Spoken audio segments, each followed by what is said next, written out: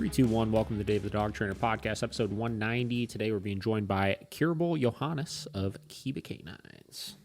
Let's get him on.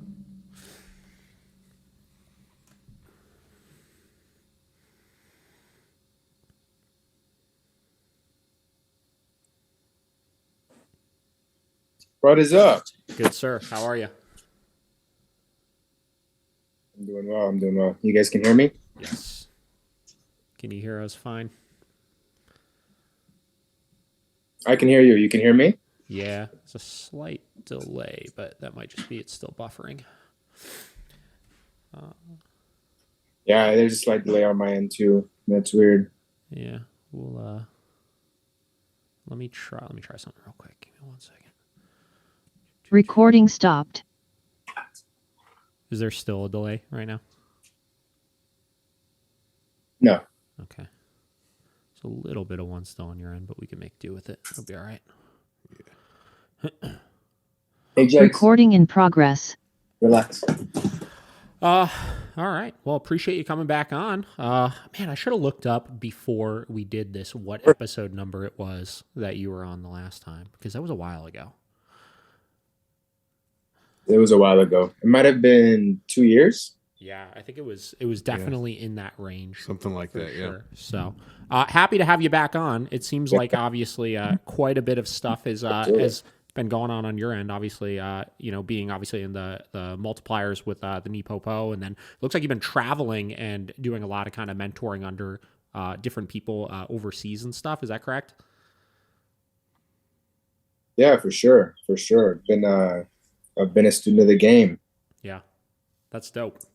Awesome. Well, so like I said, the reason why I wanted to have you on is we've been having just a ton of people reaching out, just like interest in the NePoPo system, obviously. And recently I was talking about it with my trainers because they also had a couple people reaching out to them asking questions about it. And we were kind of just like, I have a general understanding, I feel like, of it, but truthfully, a lot of it is just taken from probably hand-me-down sources, if you will. So truthfully, half of my knowledge of it, I'm not even sure how accurate it is. And given the fact that obviously you're one of the multipliers right now, which one of my questions was, are you a gold multiplier or a silver, or what are the different tiers to that? Yeah, so I'm a gold multiplicator. So how this tiering system works, I guess you can call it, is it's new, right? It's in the last 2 years that this program started. But once you go to silver, which is a theory-only portion of NePoPo. So the silver school is strictly theory, and it's taught by Bart and Michael. Mm-hmm. Nobody else teaches the silver, the theory portion. And then once you've graduated from silver and have gotten the theory, you can do the practical, which is the gold, with a gold multiplicator. So as of 2 years ago, Bart and Michael stopped teaching the gold portion of the NePoPo school. Whereas before, relax, buddy. Before, when I took the course, they were the ones that taught both the silver and the gold. It was Bart and Michael. So I did the silver back in 2021, and then I did gold with Bart and Michael 2 times in 2022. And so, and then back then it was a different format. But so now people who go through the NePoPo program do the theory with Bart and Michael, and then they do the gold with gold multiplicators. And there's people all over the world. I think there's, under 100 of us in the world, but I want to say it's close to that. I want to say it's in the upper to maybe 70s, something like this. Mm-hmm. And people, of course, can specialize in different things. You have trainers that are specializing in behavior modification and pet training. People who are specializing in a specific sport or hunting, so they'll have. And then there are people like me who kind of do general dog training, right? So I've done gold schools, and I've had people come from a lot of different backgrounds. From the last time we talked, my mindset, dog training is dog training. I really like the creative approach and problem solving to whatever task I'm trying to teach a dog, whether it's sport related pet related or otherwise.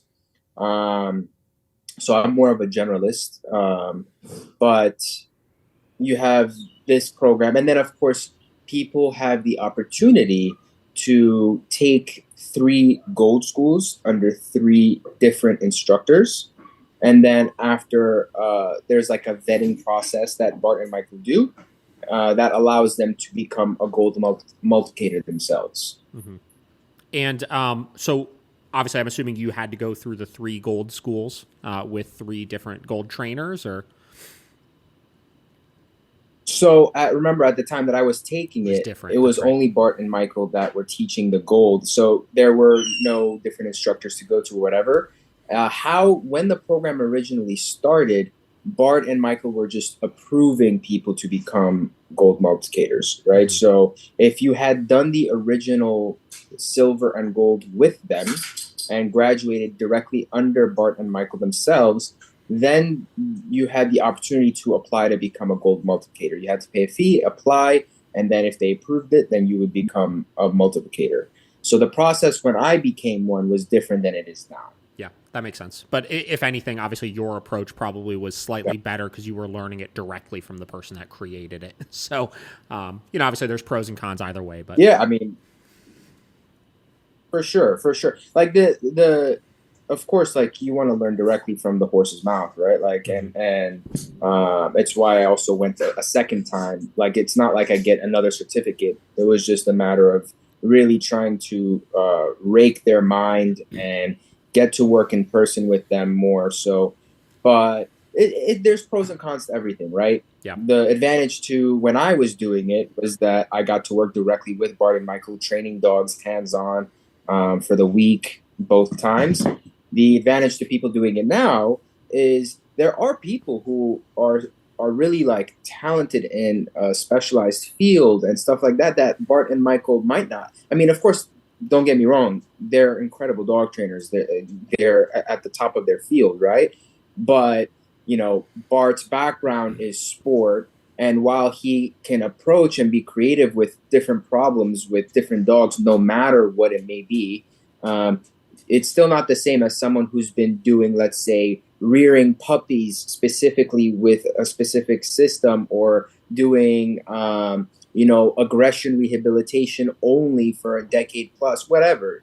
Yeah. That will give them, I think, an edge when it comes to this specific kind of field or niche within dog training. Yes. So the cool thing for people now is they can learn NePoPo and go to learn the theory in general from Bart and Michael, understand, hey, what are the principles of the system, right? Like, it's not like a formula like, hey, we do pressure, then reward, and hey, now you know NePoPo. It's like actually like trying to understand at a deeper level, what are the principles that we operate with and train with? What are the Lego pieces, and how are the different ways we can put these Lego pieces together? And then from there, based on that trainer's specific interest and what they want to do, whether it's a pet trainer that wants to do that, whether it's just a pet owner that wants to work with their dog, whether it's a sport enthusiast or whatever, you can find someone that has a lot of experience in that specific field and understand, okay, how do I take this theory and then apply it in this specific arena, which I think is pretty cool. Yeah, 100%. Obviously, you have your principles of dog training, but then it's like, yeah, the way you piece it together for an individual situation is where you get into like, when people talk about the art of dog training, obviously. So learning from different trainers that piece that system together for different projects, obviously, is going to provide different insight. That's really cool. And that's neat that they go through, 3 different trainers to get 3 differing takes on it, obviously. So. Okay, so for sure. The biggest thing I do want to get into the theory and stuff, but before we do that, one question I had for you pertaining to this, when you have like the multiplicators and stuff, and the reason why I asked this is because I know there was the controversy recently with Rigney, obviously, with him, not being in the program anymore and the contracts and all that, which I don't want to get into that, but as a gold multiplicator, like, how much like authorization, if you will, do you have from Bart and Michael to talk on the system as like an authority? Does that question make sense? Like as an authority of the system, meaning like you come on a podcast like this to talk about NePoPo, like basically does he sign off on you going on stuff like this, talking about it and trusting that information is going to be correct and he stands behind what his multiplicators are putting out? That's a very, very good question. This is, I think that's an excellent question, man. Because there's a lot of general assumptions being made about like what's the control, what's the top down kind of grip on what goes out. Like Bart and Michael don't even know that we're talking Sure. right now. You know, it's not like I had to check in. Hey, I'm gonna do a podcast and talk about NePoPo. Once you become a gold graduate, you don't even have to be a multiplicator, right? But once you become a gold graduate, you're legally allowed, like, because there is a contract that you sign when you become a gold graduate, when you become a gold multiplicator, you are legally allowed within the system to go and teach about NePoPo, to go and talk about NePoPo. Now, should everybody do this just because you graduated? Are you qualified to do that? Sure. Not necessarily. Absolutely not. But are you restricted from doing so? No, you're not. Now, this becomes interesting. Like if someone who has no business teaching NePoPo, let's say they went to a school, but they don't really understand it like at a high level to teach it. Let's say they start putting out content and stuff, then of course, I'm sure Bart and Michael might reach out and be like, hey, like this is not actually what we teach. And they might address that one-on-one with that person. Now, I'm just speaking hypothetically because at the end of the day, they will handle it how they feel like they want to handle it. Yeah. But there's no restrictions from anybody talking about it, from anybody. Like, you know, it's a very open system in general. Like what we teach, what we learn, it's not like secretive. It's not like, you know, we're not allowed to talk about it. And then in terms of quality control, you know, like when you're a gold multiplicator, you do have to be approved by Bart and Michael, right? So it's not like just anybody can take that gold multiplicator, because that allows you to certify people as gold graduates. Yeah. Unlike just a gold graduate, which says, hey, I've taken the time and energy and money to go through silver and learn the theory and go through a gold school and learn and do it practically. And now I'm a gold graduate. That gives, I mean, that's still a good stamp that shows your commitment, that shows the time and energy you've invested into your education. But it's not the same as a gold multiplicator who is expected to really understand the system at a deep level enough to teach and certify others as gold graduates. Yeah. That being said, it's a very malleable system, meaning like there are gold graduates, there are gold multiplicators, instructors. There are instructors of the system that might see things differently and that will interpret things differently. And for Bart and Michael, this is not necessarily problematic. Like there are, of course, core principles of the system, right? And there are core things that we all learn and that should be agreed upon. But then when you start actually getting into the weeds of like, okay, how do we apply it, or how do we think about the situation? I've been on actually a couple of podcasts with other instructors. You can look this up. It's on YouTube. It was with Dominic and Michael Bishop. And we had an open conversation as 3 gold multiplicators, as 3 instructors at the time, and had things that we didn't see eye to eye on, right? I've also, on a few different occasions, brought ideas to the table that not everybody agreed with. And so there is this kind of open dialogue, which I think is super cool, right? Because it's like a living system. It grows and evolves, and it's not like Bart and Michael said this and taught this, and that's all there is to it. It's, you know, as different instructors bring ideas to the table, and as different people discuss and, you know, bring ideas or techniques or thoughts into what is already kind of the Bible of NePoPo, it is open to growing and adapting. And Bart and Michael have openly been very receptive to ideas like this, where they often go like, hey, this actually makes sense, and this can be added into the system. It doesn't go against the principles of what we teach. Yeah. And for me, that's a pretty cool thing about the whole system. Yeah, that makes sense. Yeah, obviously, the reason why I ask is obviously in their case, especially, right, it's a trademarked system, right? So, I feel like a lot of, like, right. I look at it like if I were to try to come on and explain it from a baseline level of knowledge, like I've never went through the course. I don't know that much about it, where, I feel like a lot of people trying to talk about it probably can really bastardize it down into something that it's actually just plainly not, right? That, if somebody just went through the school, for example, but didn't turn into a multiplicator, obviously everybody's interpretation of things can be different. And I would imagine that would be a very sketchy ground as, if I had just somebody that graduated from the school come on and try to explain it to me versus somebody like you. And a lot of the reason why I asked that question in the first place is right before we came on, I was just Googling stuff pertaining to NePoPo, obviously. And I saw this, it was on somebody's website. I won't put the person's name out there, obviously, but they had a quote on like, what is NePoPo dog training? Like they're basically talking about, I'm assuming that they do this. And I read this explanation of it. And to me, per my very low level knowledge of what the system is, it didn't necessarily make sense to me. It didn't feel like it was actually accurate to what it was. So I actually wanted to start off and just kind of read this description of it and see, Sure. obviously your take on this right off the rip, and then we'll get into obviously the principles and what it actually is if it's not this. So this individual said, what is NePoPo dog training? NePoPo dog training is a type of training that focuses on the use of negative reinforcement and positive reinforcement to shape desired behaviors in dogs. This type of training uses the principles of operant conditioning, which state that reinforced or punished behaviors are more likely to repeat or stop. In NePoPo dog training, positive reinforcement encourages desired behaviors. For example, if a dog sits when asked, it may receive a treat as a reward.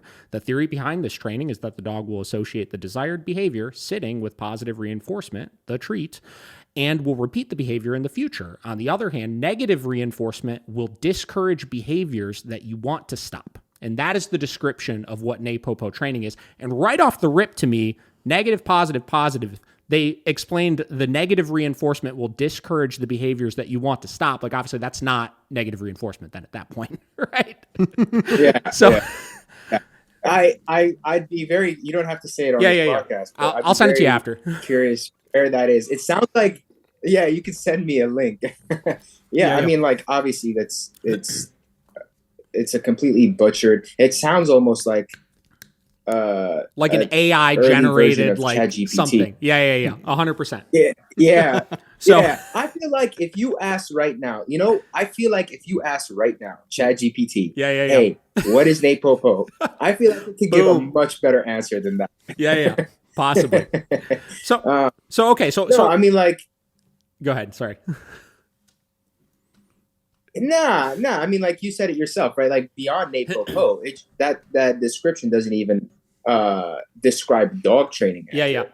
Right? Like it doesn't describe basic principles of operant conditioning correctly. Yes. And so if it can't do that, I don't even think it's worth spending time trying to figure out, does it understand NePoPo? For sure. And I bring that up obviously and read that partially as a joke, partially as a reason, again, why I wanted to have you on, because I think a lot of times, frankly, half the dog trainers out there, I feel like, have a butchered understanding of like operant conditioning just in general, unfortunately, let alone when you start talking about NePoPo, negative, positive, positive. I feel like people's minds just kind of explode a little bit and have a hard time understanding the correlation between all of those individual events, right? So I guess I would like to start this off by basically asking you the same question, which I'm sure is a very loaded question, but like, what is NePoPo training? Yeah. At the most basic level, right? There's like a simple definition that we're taught during Silver, and I think it really captures the essence of it, which is NePoPo is a dog training system that teaches dogs to always do on cue with heart and soul. And if you break that down, right, there's a couple of key components. It's a dog training system, right? And it teaches dogs to always do on cue. right? Always do on cue, meaning you give them a command, you give them instruction, and they always do it on that cue, instruction, guidance, whatever. With heart and soul, then that brings the component of attitude and spirit, right? So you want a dog that's going to be consistently obedient, consistently willing, and desires to work. And it's really like at the most basic level, of course, this is good dog training. Like if you ask me, hey, what is good dog training? Sure. That would be a similar definition that you would get. Yeah. And so, but it really emphasized these two components, the always on cue and the with heart and soul, are emphasized very strongly in NePoPo. Meaning, if you look at someone who says, hey, I do NePoPo dog training, and you look at their work, those are two things that you want to look for, right? Are they having the dog doing on cue consistently, right? And of course, they're not robots. This doesn't mean that dogs don't make mistakes. This doesn't mean that everything you say, it's an immediate, like, correct 100% of the time performance. But it's about the consistency of doing on cue. And does the dog look good doing it? Do they look like they want to be doing it, right? Do they look like shit?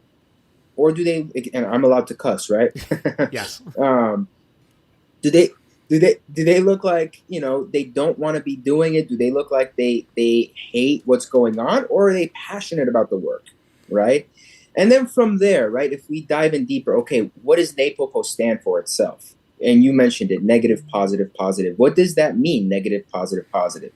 So it is referencing the combination of negative reinforcement and positive reinforcement. And in the NePoPo language, a lot of terminology is made simpler than the technical language of behavioral science. And so they use layman terminology that anybody can quickly make sense of. And the NePo is the negative is a negative sensation. The po is a positive sensation. And the po is a positive sensation or stimuli, you can say, instead of sensation, whatever. And so it's about combining that negative reinforcement where there's pressure, and the removal of pressure is that first positive event, that first positive, feeling for the dog. And that second po is that second positive reinforcement event, that second added nice feeling. And if you look at it within just the title or just the name of the system, NePoPo, someone might think, well, that's all they use is negative reinforcement and positive reinforcement. That's the formula. As long as I use negative reinforcement followed by positive reinforcement, I'm doing NePoPo. In reality, it's, of course, we use the full quadrant, right? We use punishment, we use reinforcement, and every variation of both. And it's, of course, like at a basic level, we're combining the use of pressure and positive reinforcement, pressure and rewards. But it goes deeper than that. How? Right? So then it goes into, all right, what is the principles of NePoPo? Like, if you want to understand it at a deeper level than that surface description I just gave you. Yeah. Right? And then it goes, okay, first we must understand dogs. Right? You must understand at the most basic level, how, even to the guy who just bought a dog and has never owned a dog before, and you want him to understand his dog well, how do we help him do that? And that comes into, why does a dog do anything?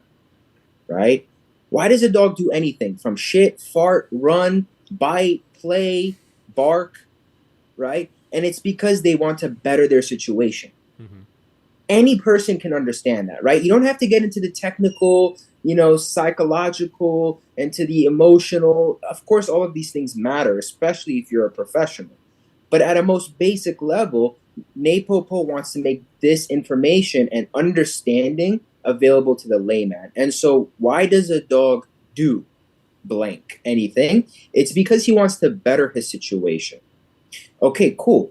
How can a dog, better his situation, right? How can a dog better his situation?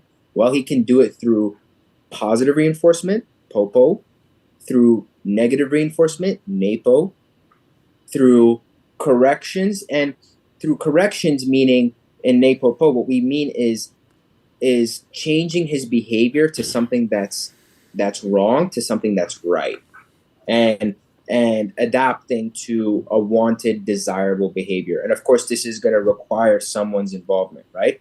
But through corrections and through, he can better a situation through aversives, meaning specifically the avoidance of aversives. Yeah. And then he can better his situation through a combination of these things, sure, like NePoPo, right? Like the combination of the NePo, the negative reinforcement, and the PoPo, the positive reinforcement. But again, instead of talking in terms of like reinforcement and punishment and stuff like this, the language is simplified within the system through, okay, the dog can better his situation through PoPo, through NePo, through NePoPo, through corrections, and through aversives. Yeah. And remember, like the PoPo and the NePo are about the feeling that the dog has. The ne is a negative feeling, and the po is a positive feeling, right? And so then we go, okay, what are the mechanisms through which we can accomplish teaching the dog his advantage, right? How can we show the dog what's in his advantage? What will better his situation? Because all of these things exist naturally, right? Like if you take a dog in the wild, in whether it's a feral dog, whatever, he's going to be experiencing. Yeah, I'm sorry, my dog is chilling right next to me. Just it's his birthday too. Screen. Yeah. Yeah, he's like, yeah, I can better my situation. Yeah, right. Yeah, so, but in nature, all of these things exist. Like a dog is going to experience positive reinforcement, negative reinforcement, aversives, all of these things, corrections. They exist in nature. But then when we get involved with our dogs, right? How can we teach and how can we work with an animal and show him, hey, this is in your advantage. This is how you better your situation.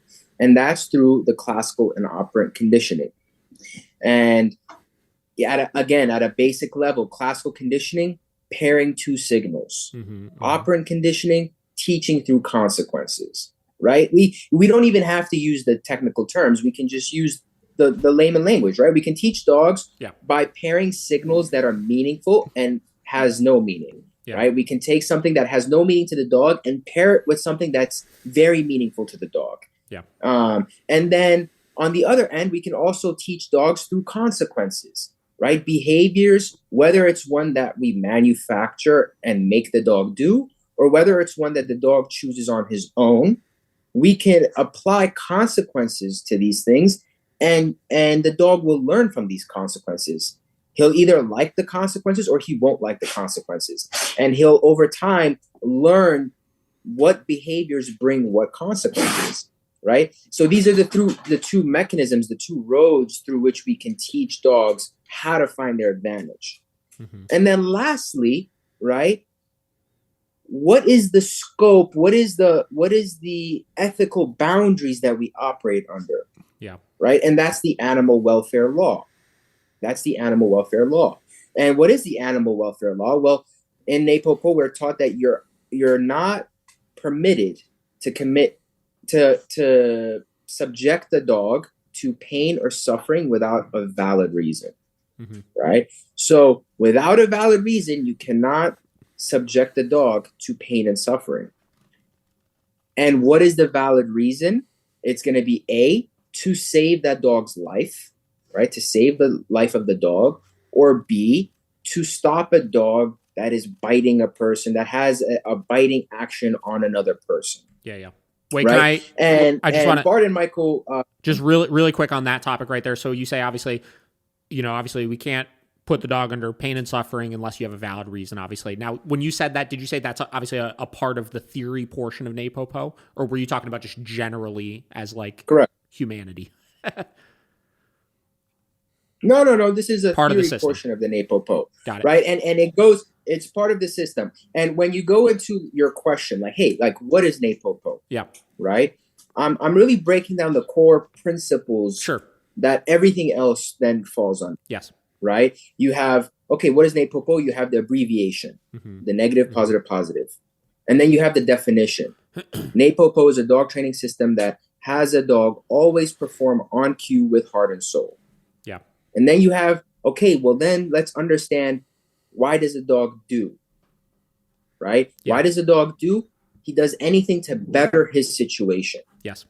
What are a couple of examples, right? And this is, you can think about, what are a couple of examples of this? Yeah. And you can think of a dog that picks up his food bowl on his own, spontaneously. I said simultaneously, but a dog that picks up his food bowl spontaneously and comes to you, right? And you can think about a dog that's going down the road. You're walking your dog and he finds a spot on the ground and he starts sniffing. And then you're trying to walk, you're calling him and he's really like digging in just to sniff that spot for whatever reason. Maybe it's a female in heat, maybe it's whatever, but he's so committed to that behavior, right? And when we look and observe dogs doing these kinds of behaviors, then we have to think about, why are they doing it? Okay, to better their situation. And how can they better their situation? They can better their situation through the popo, the NePoPo, the corrections, and the aversives.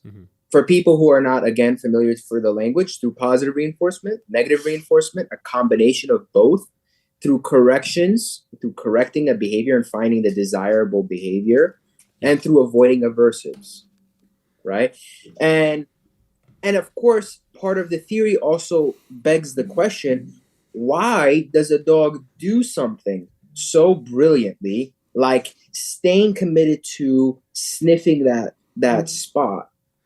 And despite you yelling at him and trying to drag him off, he's so committed to that spot. Why does a dog do that so well? But then when we want to go tracking, for example, and we want to make the dog smell and track like that on a trial field or on a search and rescue operation, then you have the dog that's like, I'm not really feeling like tracking right. Yeah. Right? Why do you have a dog that can hold a metal bowl so perfectly, no chewing, no nothing, so perfectly, and come to you like, hey, I want my food? But then when we want to make him hold a dumbbell or make him hold whatever it is, his leash, then it's so difficult. Then it's sloppy, and you have all these things. And this question is provocative because it makes you think about, well, why does a dog do? And it goes back to that bullet point, to find his advantage. Yeah. How can we make him perform just like that on cue? Yeah. When we say hold, how can we make that dog perform just like he does with his water bowl? When we tell a dog sook or search, how do we make him search with the same passion and commitment on cue, right? With the same heart and soul. Yeah. And so then we go, well, through the two roads that we talked about, which is by pairing signals and by showing consequences and by doing these things in intelligent ways. Through all of the 5 ways that I described, the positive reinforcement, the negative reinforcement, the combination, corrections, aversives, and using all of these tools intelligently, where the end product is a dog that will do on cue with heart and soul, as if it was their own idea. Yeah. And this is, and of course, the framework under which we do all of this is that animal welfare law, which I described.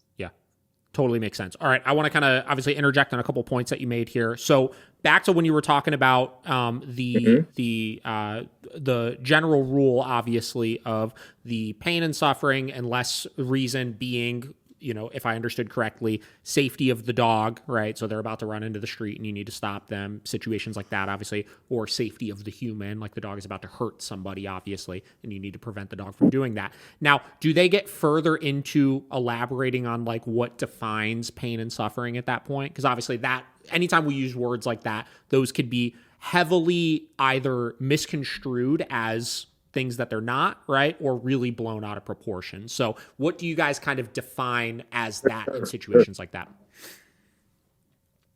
Yeah, for sure. Well, that's the thing is, and this is covered during the course, these terms are subjective.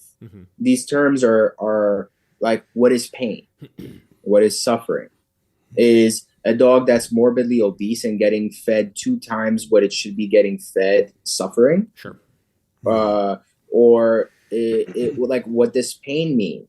right, is the use of any kind of aversive tools, whether a prong collar or an e-collar. Is that considered pain? Do we look at the dog's response to it, or is it? And this is something where in the course it said, hey, from a legal standpoint, these terms are subjective. And at the end of the day, if you were in court for a case, right, it's going to be up to the judge and the jury to determine what does pain and suffering mean, right? There's not an objective definition for it. Yeah. What is not subjective is the conditions under which you are permitted to use not pressure, but the conditions under which you are permitted to subject the dog to pain or suffering. Yeah. Whatever those may be defined as by a person. Yeah. And that's if you're saving the dog's life. In that instance, you know, the dog is, for whatever reason, scared and he's about to run into the street, like you mentioned. And you grab that dog by the tail. Yeah. And it hurts the dog. Like, you just grab the dog by the tail as he's about to run onto oncoming traffic. And the dog yelps and cries and you're on film. And someone says, well, you hurt. I'm just giving you a ridiculous scenario, right?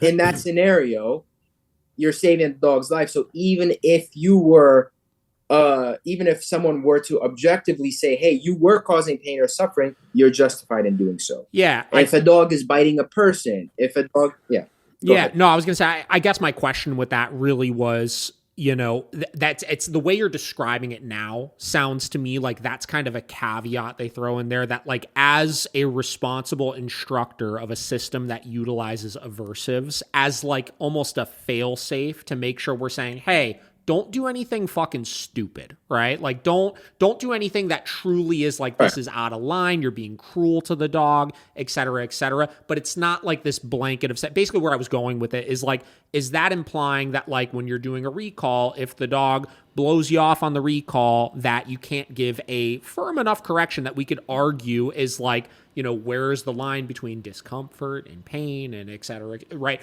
And more so just like, hey, like I said, don't put yourself in a situation where you're abusing dogs, right? 100%. I mean, like listen, the system teaches people how to use pressure, and how to use tools, and how to use all of these things. And so, for sure, this animal welfare construct that's part of the core principles of the NePoPo system is designed to prevent people that are trigger happy, right? That don't really care about how the dog is feeling, and that are going to go and say, well, I'm just following this formula and just applying pressure to make this dog do whatever I want to do. It's also why in the definition, it's integral that heart and soul, and you'll see a lot of people within the NePoPo community, they constantly will mention that, where it's an important aspect. It's similar to like how in IGP sport in Schutzhund, the attitude of the dog is scored and looked at. It's a way to make sure that people who are implementing the system are paying attention to how they use pressure and are paying attention to why they use pressure. And I agree with you. It's not designed to try and police every use of an aversive and for a recall or for a sit or for whatever, but rather like an overarching structure of like making you think about why and how you use these tools and pressure in general. Yeah, that makes sense. Okay. All right. So I'll kind of jump. Obviously, you know, a lot of the stuff you just described as far as the system, it all obviously completely makes sense. And the key is, and I definitely heard this quote before, but like always do on cue with heart and soul, and then breaking that up into two things, right? You want a dog that's responsive to commands, and you want a dog that doesn't look like shit as they're responsive to commands, obviously. And more importantly, that they look like they're enjoying the process of responding to the commands. And then you explained, obviously, the philosophies of obviously looking at why do dogs do certain things. Generally, they do things to advance their position, I believe you said, or obviously, you know, what's in it for them, basically. So you look to strategize and utilize the quadrants of learning in order to hack that system of getting the dog to respond to cues with heart and soul, because generally there's going to be something in it for them. Is that generally, I mean, I know that was like a 3-second explanation, but is that? Yeah, no, for sure. I think that's an accurate general picture, right? And again, we're going to dive deeper, so it's no problem, right? But like a person that wants an elevator pitch on NePoPo, that's a good way to put it. Okay. So my next question then is, as you said, right, any combination of the NePoPo, right, you look at how do we utilize these to get the dog to respond to cues with heart and soul, obviously. And at that point, right, I ask the question of, and this is whatever. So I ask the question of like, why not call it NePoPo to accommodate for all of the quadrants of learning, right? And basically say this is just a program to achieve a desired outcome as opposed to a specific application of training methods. Does that make sense? Because that's what it feels like to me. Is this system an application of training methods? Because my understanding going into this, and this is why I'm seeing now that I'm fairly incorrect on this, was that generally most of the behaviors are taught utilizing the combination of negative reinforcement and positive reinforcement, right? So you get the drive to obviously avoid the negative stimuli through negative reinforcement to achieve the positive sensation of escaping it, mixed with the positive reinforcement then on the other end. And my caveman understanding of things was that was the system. But I'm seeing now it's not really an application of training methods. It really is a term, NePoPo, for a desired outcome, right? So I'll let you kind of chat on that now for a minute. Correct. Yeah, I mean, it's a fair question. What I would say is this: I think there are parts of it that can be looked at Why is my English suffering right now? There are parts of it that can be looked as an approach of methodology and like, okay, this is how we will, specifically, especially when we talk about the e-collar use, right? There's a lot of approaches that are taught that are actual methods of using the tool and applying the tool. And so in some departments, it is I'm really like methodology. Right now. I don't know why. Yeah. Methodological. Yeah. Methodological. This is ridiculous. Is that it? Methodological? I don't know. Bro, methodological. Yeah. I don't know why my grammar's horrible, so twisting my tongue right now. Anyway, we'll cut that part. Yeah. No, I'm joking. But so there are parts of the system that give us specific methods of using tools, of applying that theory.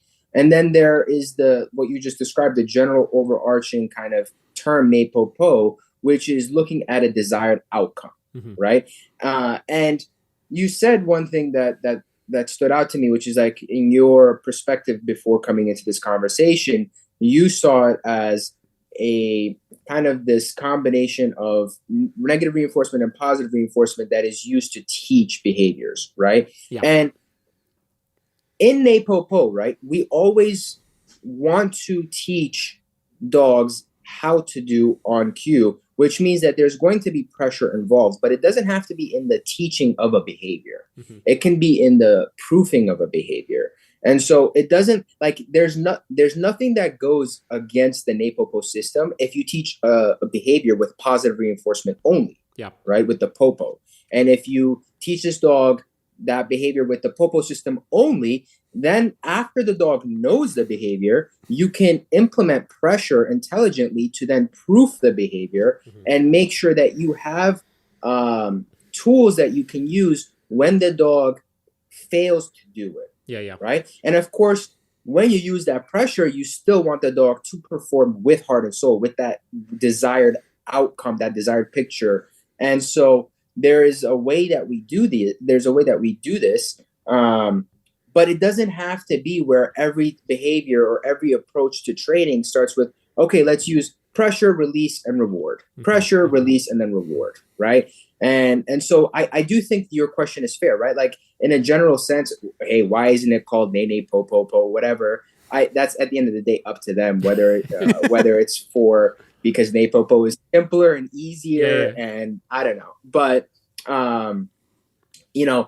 beyond the actual like the marketing side of it and the the general like kind of idea of the name and what does the name translate to, the system really is about, like, the best way to think about NePoPo is as a system with many Lego pieces that can be put together in many different ways, not as a formula that has to be followed in this kind of an order of NePoPo, NePoPo. 100%. And that's, I guess, where I want to dive a little deeper into, because the way you just described it, like that's, as you said, I think even at the beginning, like that's dog training, right? You got all of these individual Lego pieces, right? Which is all your learning theory and your tools and techniques and stuff you could use that could be applied in various different ways in order to train dogs to do things to achieve a desired outcome of, you know, we'll just use the terminology of always on cue with heart and soul, obviously, right? So then my next follow-up question would be is like, what are some of the really tactical things that are different about this system than what other dog trainers are doing? Because that's really what I'm looking at. The thing that's always thrown me off with the system, and again, as I haven't gone through the program, so I don't know, but what applications are being used? What combinations of these things are being used in a way that truly is different than what the vast majority of other dog trainers out there are doing? Yeah, that's a good question. For me, right? I had been training dogs for years before I went to NePoPo. For me, the biggest difference when I first entered was what is emphasized in the approach to teaching behaviors. And NePoPo, shaping is a very, very powerful aspect of the teaching phase. And it was not something I did very much. Of course, I would shape different things in general, like general training as a pet dog trainer. But it was not something I emphasized and focused on nearly as much as until I did NePoPo. And remember when I was giving you the examples of the water bowl or the sniffing, right? The important part here is it's not can we teach these behaviors, right? Because we could teach a dog to sniff and track, to hold, to do whatever. Like, and every dog training system is focused on teaching dogs, right? But the emphasis becomes on how do we teach it in a way where the dog takes ownership of that behavior, where they do it in a way that it's like, hey, this is my idea. I do it with the same fervor and passion as, hey, Bubba, come here, please. Excuse me.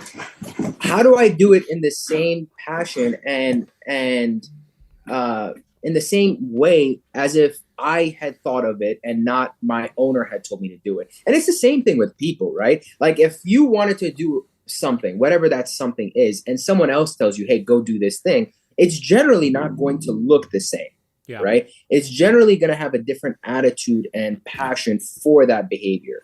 And so a very big difference that I noticed about NePoPo compared to a lot of other systems is the use of shaping and playing shaping games to where the dog is learning and in a way that makes him feel like what we want him to do is his own idea. That's one. So instead of immediately, real quick on that. So meaning like, you know, instead of going and directly like walking over and showing this dog, we want to go do this thing and then rewarding them for it and stuff, playing games where if I want the dog to go stand on that thing in the corner, you're literally playing free shaping games where you're kind of waiting the dog out and they, you know, do it and you're reinforcing for it. So they're kind of figuring this stuff out on your own. Or can you give me maybe a direct example of what you mean by that? Yeah, sure. We'll use the example you just brought up, right? Like you want your dog to go and place on that thing over there, right? Yes, instead of, you know, taking the dog, putting him on there and rewarding him for it, making him want to go there on his own without your direct involvement. Now, this doesn't mean that you wait on him and just like hope for the best. Like as a trainer, shaping is a skill. Right. And there's many ways you can manipulate environments, manipulate different things in that picture to really make that behavior happen quickly. Whether it's like, let's say I take some hot dogs and I rub it on top of that place pad. Then I take the hot dog away, but I've like rubbed it on there. Now there's like a strong odor there. And then I let the dog come into the room and then he's like, what is that? And then he goes on top of that thing. And then I mark and reward that heavily right? Or whether it, there's different, that's just one example, right? But by manipulating the environment and things in the environment and constraints and pressures that exist in that environment, we as trainers can really be actively, it's not like the same as free shaping, like literally just like let the dog discover anything and everything he wants. It's more like directed shaping. That makes sense. But we can sorry? No, I said that makes sense about how you would do things to make it more likely that the dog is going to obviously make that choice on their own, obviously. So you're not playing this game of like there's a 1,000 different things, in the room that you could get into and suddenly you wander on this thing, right? So my question though would be you look at shaping, that totally makes sense to me. And that makes sense to me. The dog is choosing to do that thing, right? And obviously there's no cue put to it or anything like that yet. I look at way in the past when I used to do sport dog training, one of the big rules was don't name it till you love it, whatever. You create the behavior first, you apply your cue to it. And most of that was done not through shaping, but with luring, right? Do you look at luring as the dog is not doing it on their own? They're taking the direction, you're showing them what to do. And if so, I guess what differences do you really see doing it one way versus the other? Because I would look at that as like, in the end, the dog is still learning there's something in it for them in order to do that thing, right? Yeah, no, for sure. But there's a difference between the process and the end result and the consequence, right? Like the process of figuring things out requires the dog to practice a different form of deep learning.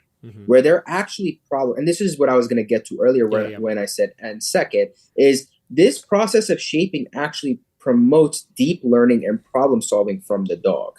And of course, if you help too much in shaping, where like, it's like, there's only one obvious thing to do. That's it. Like do this, but like you also can handicap that process, that problem solving, that thinking process, that when you're luring, listen, the dog is still thinking. The dog is not just dumb, right? Unless you're just like feeding him as you're luring him everywhere, right? Like if you're doing that, then you're really making the dog a little dumb, because then his mind is so focused on eating, he's not thinking about what he's doing. But if you're like teaching the dog, like, okay, I'm going to lure you and then you do this and then you get paid. I'm going to do this and then you get paid. The dog still has to think and figure out what's going on, but it's not to the same degree as in shaping. Yeah. And then the second thing I will add is when you're shaping, forget about one singular behavior, right? When you're doing shaping games in general, that process of the dog having to figure out, okay, how do I find my advantage? What do I do? It really forces the dog to develop that skill of problem solving. And it happens independent of the person, right? Of course, we can still influence it through the environment, but in the dog's perspective, it's happening on his own, and he's able to become active, and active in thinking, active in solving, active in doing, and really taking agency of the process of finding his reward, versus when you're luring, which, just to be clear, has a place as well, right? We use luring in NePoPo. It's not like we're extremists on anything. Like, we will use luring, we will use play. A lot of people have the idea that everything is food in NePoPo. It's not. We can talk about that later if you'd like, hey, why is food emphasized so much? But like it's a process that really makes the dog operant. You create a very operant dog versus a very reactive dog that's looking for a lot of handler direction all the time. And, in certain circumstances, you want one versus the other, right? Like if I have a pet that I'm training for a client that really wants the dog to just listen and just chill. They don't want the dog to be active. They don't want they just want a dog that's going to chill and listen to them. I'm not going to do a lot of shaping games with this kind of a dog, right? And in the NePoPo system, this still flies. It's not like if I go into an approach that's going to be primarily luring for this dog in this case, oh, I'm no longer doing NePoPo. It's understanding within the principles of NePoPo, okay, what makes the dog more active? What makes the dog more free thinking, more of a problem solver? What makes the dog less of these things? What makes the dog more dependent on the handler? What makes the dog more passive? What makes the dog, okay, for this specific case, what do I want? Right? And how do I use what I know and learn with the principles of NePoPo to create that outcome? Where in both situations, I want the dog to do with heart and soul, right? But you can, even that, you can have to think about, well, how much heart and soul, right? Maybe for that old lady with this big, poodle, I don't want a crazy amount of heart and soul. Tone down the heart and the soul. behaviors. I want the dog to enjoy what he's doing. I want the dog to enjoy what he's doing, but maybe I don't want him to be so pushy and powerful and all the behaviors and like jumping up and flying next to her for the heel, right? Maybe I want him to just walk calmly into that heel and still enjoy the process. And these are the things that we have to kind of consider. But the shaping in general within the NePoPo system becomes, I think, one of the big differences from most other systems. And not that other systems don't do it. It's just in terms of how much it's emphasized. Makes complete sense. Again, like, and you kind of it sounds like you hit the nail on the head with it when you said you kind of want, in many cases, the active operant dog. Where historically in the past, like I said, when I used to follow like Michael Ellis's kind of training systems and stuff like that, you really didn't want that much of that, right? You wanted the dog following your direction. You wanted the engagement. The engagement was the important part as opposed to the operantness. And historically, you would actually, if you started seeing a dog get too operant with things, you would make them kind of tone that back a little bit, right? Bring it down, focus on me, and I will give you the direction of what it is I want you to do, right? Which I could definitely see both perspectives of where you would want that, to in order to achieve different states of mind, and obviously in order to teach different types of things. Like, I dabbled very briefly in like some like scent detection work, right? And that is an area you want an operant dog. You want a dog out there looking for the button constantly, right? Where, something else, like you explained pet dog training, obviously you would not want a dog constantly running around your house looking for the next thing that's going to be able to get something for them, basically, right? So that makes complete sense. And I like how you kind of describe it as like guided shaping, Yeah, for sure. And it's, again, you have to be this is a very common phrase you'll hear within the NePoPo community. Like Bart says this a lot. You have to be the architect of your own system. You have to know what you're looking for, what's in front of me, what's the dog look like, and where am I trying to go? And then do what makes sense. It's really not a formulaic answer to every situation. And but in general, right, you have people that come to NePoPo that will really like change a lot because they discover like, wait, like I haven't been doing so much of this, where like I can teach my dog a lot of things, but I guess in the end, it's about making the dogs really good at learning, like teaching the dogs how to learn, how to think, how to problem solve. And then, of course, the second thing that I think would differentiate NePoPo from a lot of different systems that I've explored, at least, is the use of pressure, right? And how we think about pressure in general, and the different ways that it can be applied. Like, it's not that it's different from everything else. It's the structure that I got when I took the course and when I started working with Bart and Michael. It's the structure and the simplification, really, of okay, like when we talk about pressure, what are the different ways we can use it, and to what end can we kind of manipulate how it's applied? And there's so much. When I went to the Silver School, I'll say this, where I went, oh my God, I do this, right? Like there was like all these moments where I was like, wait, I do that. But I didn't have like a very straightforward, simple way to kind of categorize and really just like put everything in a very clear box and understand, okay, if this is where I'm trying to go, this is the best way to approach it. And in a way that's not like extremely technical from a language perspective and from a principles perspective, Yeah, that makes sense. And I think that gets to, obviously, you look at Bart, right? He's got the Martin system e-collars, right? He's very well known for his use with e-collars, which I think is the other thing. When people look at NePoPo, they think e-collars, right? And though, as you're describing, it's not everything, the use of pressure is not everything, the use of the e-collar, I think, is another place people will look at as a differentiating factor between NePoPo versus other systems of dog training. So I would definitely like you to dive a little bit into the use of the e-collar, some of the philosophies that you guys may have on it, and again, how you feel that may be different than other trainers out there that may be utilizing the e-collar. Yeah, and again, like, I think the biggest advantage, I will say this, is not that it's different, but that it's simple. Sure. And so a lot of people will hear, different things that I might say and be like, wait, this is not different. I do this, I do that. And I had the same experience. But in sitting down and really like breaking down, it's like going to the gym and doing a bunch of stuff versus going to the gym and knowing like, okay, like if my elbow is 45 degrees instead of 90 degrees, I can optimize this. Or like, oh, I know when I'm doing this exercise, I'm working this muscle group, and just the understanding of it at a simple level. So when it comes to pressure in general, I mean, like we talk about e-collars with NePoPo a lot because, like you said, Bart really innovated a lot with the e-collar from the 90s onward, right?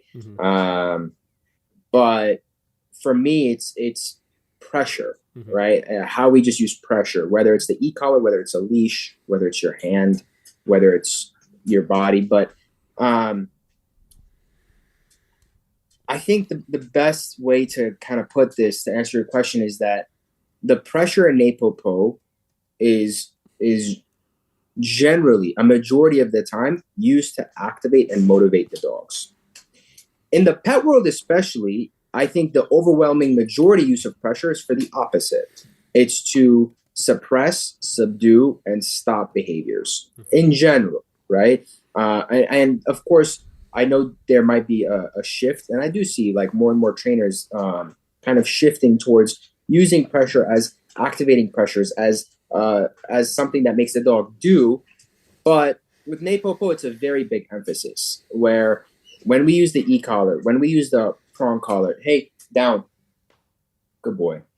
When I use the pressure in general, whether it's e-collar, leash, etc., within the NePoPo system, it's really to start making the dog do, and to do it, the response to do, again, with heart and soul, so that the dog understands the pressure. There's not like ambiguity of like, okay, there's pressure. How do I solve it? Show me. Okay, this is how I solve it, right? But really making the dog have ownership of that pressure as well, so that they are confident when pressure comes and they know how to solve it. They know how to respond to it. Because it's not just about solving, right? It's not just about escape avoidance. There's also the activation, which is something that you're not escaping and avoiding. It's something that you're working with and understanding, like a language. Yeah. And I think that go ahead. No, I was going to say, so this is the part I was most interested to kind of dive into with this, because obviously I've heard many trainers before utilize the term like activation with things.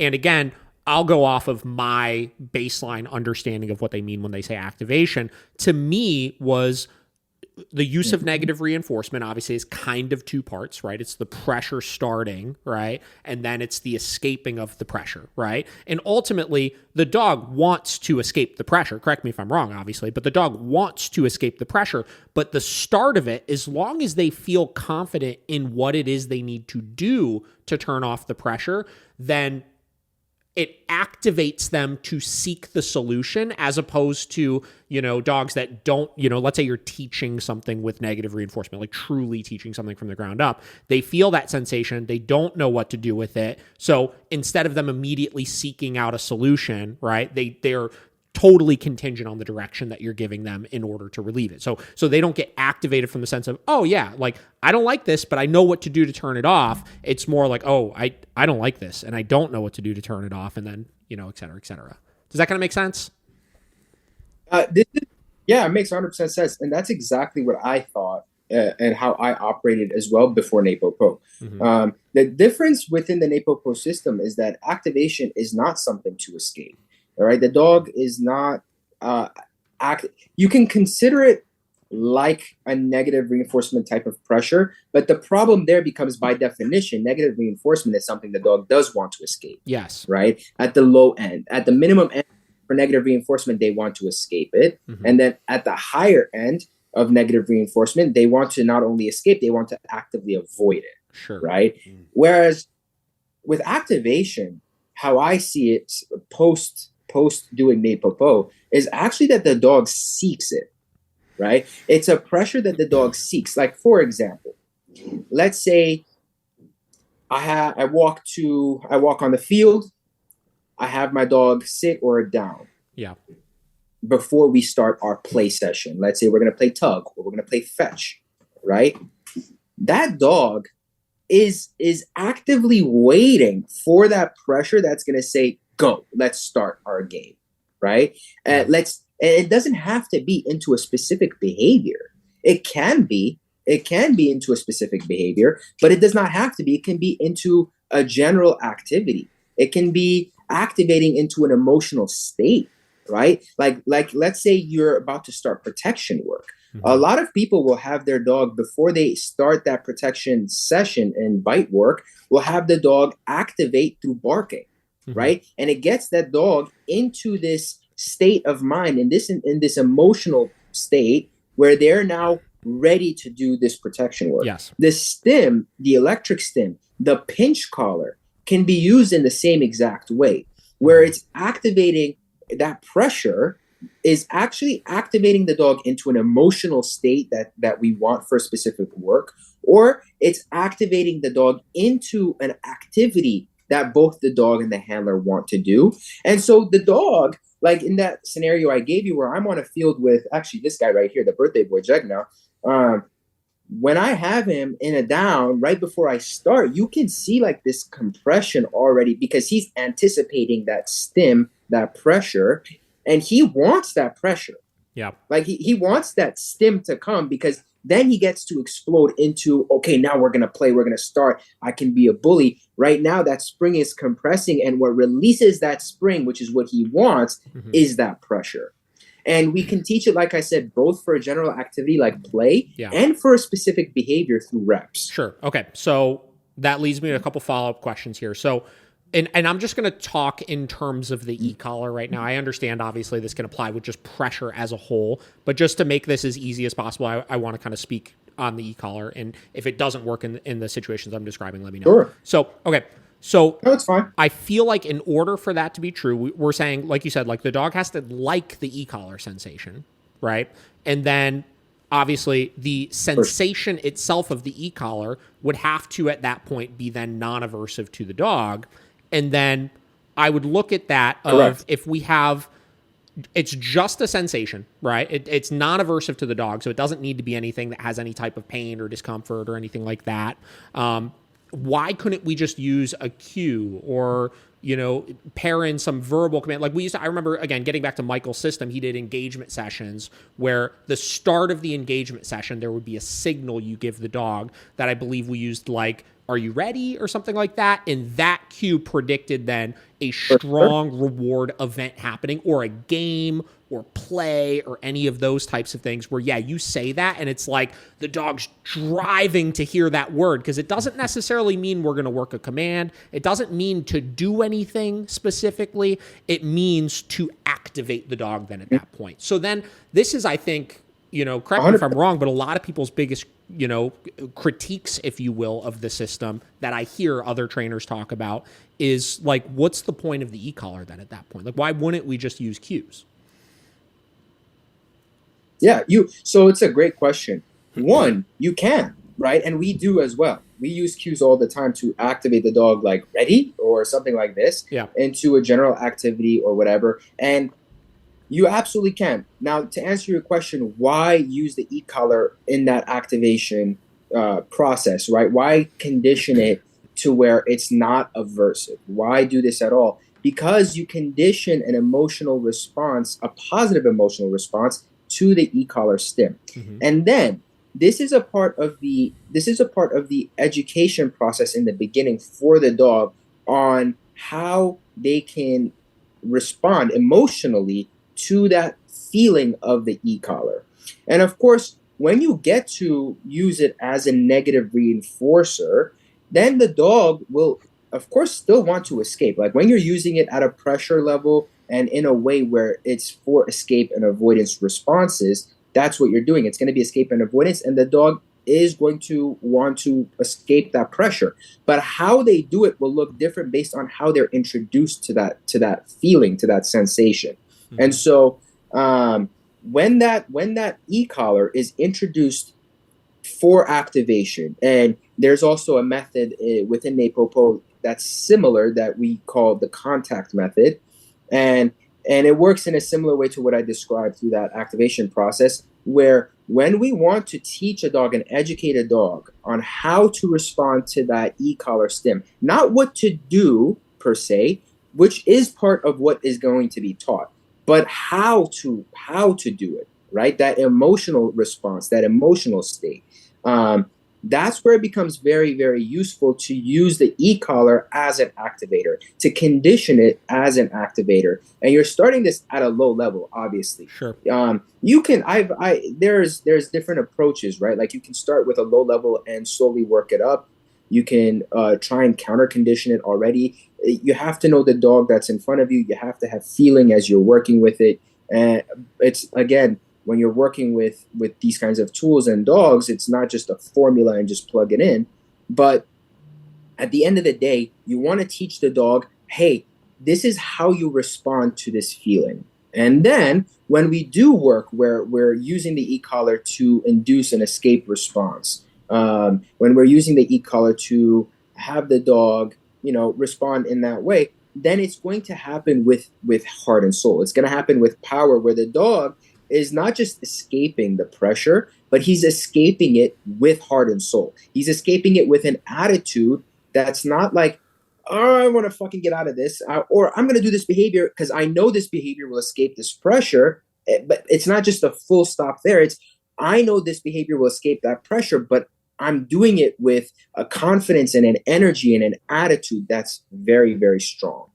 So how do you switch back and forth between that, right? Because we look at, all right, activation, like you're saying, the dog needs to like the e-collar sensation. The sensation is non-aversive to the dog at that point. It's basically a cue or a signal, right, at that point. Then we're going and we're saying this same sensation that we basically taught you to like, or in some cases I've seen, I think, frankly, a Justin Rigney post, I saw him counter conditioning the e-collar, right? Stim, treat, right? For sure. Then we're going, okay, now I want you to not like this, right? Or, now you're not going to like this. And then how do you switch back? Yeah, go ahead. Sorry. Yeah. No, not at all. I apologize. I wanted to interrupt you for a second for one reason, and it's that, so you just mentioned, like, hey, Justin Rigney had a video of using the stim, treat. I don't know the video you're talking about. It very well could have been a counter conditioning process, but it could have also just been a classical conditioning process. Sure. It does not have to be like that. Stim could have been low enough to where it's not something that can be counter conditioned. It could just be like low enough to where the dog feels it, and it's like, what is that? 100%. And then he's pairing it with a very powerful. This particular video, and then two to answer.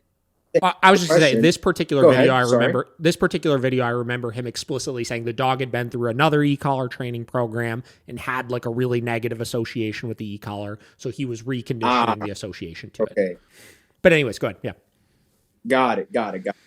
Yeah, I just wanted to make that note because, like, when we talk about building the e-collar from the roots, right, as an activator, it doesn't have to be through counter conditioning. Mm-hmm. It could just be through using a neutral level stim and then giving it a powerful, consequence. Makes complete sense. That being said, cool. Mm-hmm. So that being said, to answer your question, right, like it's not one and the same, right? The dog doesn't go from, the e-collar stim sensation is a good thing, and now all of a sudden it's a bad thing. Mm-hmm. This is one of the arguments that I think Ivan made Yeah, with the rats and a while back. You teach a on positive stim, right? And then, the rats, basically eventually you need a higher level of aversive in order to deter a behavior then at that point if they've created a positive association with it.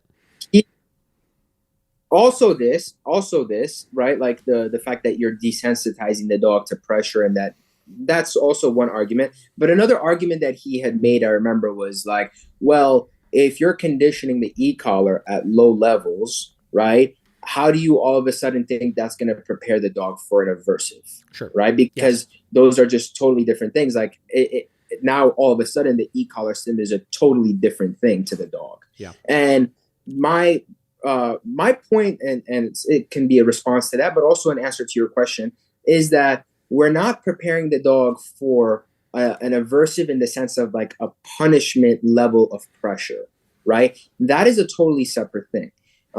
So in the NePoPo language, when we talk about aversives, it's what in the general dog training world would be described as punishment, right? Something that makes the dog stop doing a behavior, something that causes strong dislike and like that aversive response, like I really don't like this and don't want this. When we talk about negative reinforcement, it's distinctly different from an aversive, something that's punishing. Even though from a technical perspective, right, from the scientific perspective, anything unpleasant is technically aversive.